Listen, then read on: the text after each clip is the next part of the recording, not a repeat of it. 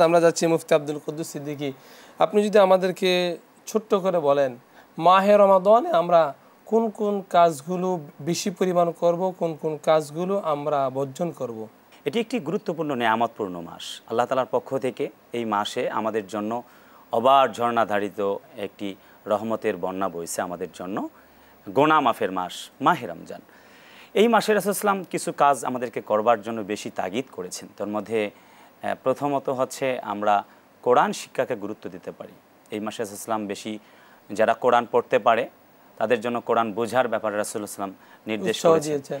যারা কোরআন বোঝে তাদেরকে কোরআন বোঝাবার ব্যাপারে বা সমাজে প্রতিষ্ঠিত করবার ব্যাপারে রাসূল সাল্লাল্লাহু আলাইহি ওয়াসাল্লাম এটিকে বেশি তাগিদ পেশ করেছেন। আপনি যেমনটি জানেন যে কোরআনে আল্লাহ তাআলা বলেছেন মা ফাররাতনা ফিল কিতাবি মিন শাই, সূরা আনাম 38 নম্বর আয়াত।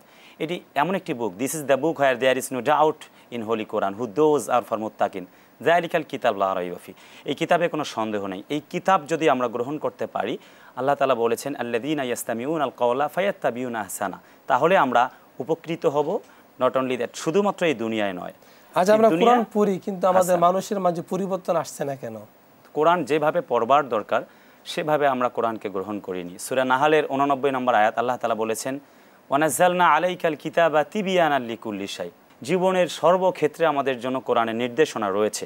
আপনি বিচার বিভাগে যান, এরপরে সুপ্রিম কোর্ট বিচারালয়, আইন বিভাগ, বিচার বিভাগ কিভাবে চলবে, সব কিছু বিষয়ে কোরআন শরীফের নির্দেশনা রয়েছে। যখন আমরা কোরআন গ্রহণ করব তখন কোরআন আমাদেরকে আলোকিত করবে এবং মিনাজ-জুলুমাতি ইলা নূর, অন্ধকার থেকে আলোর পথে আমাদেরকে ধাবিত করতে সহযোগিতা করবে। আপনাকে অনেক অনেক ধন্যবাদ। আমরা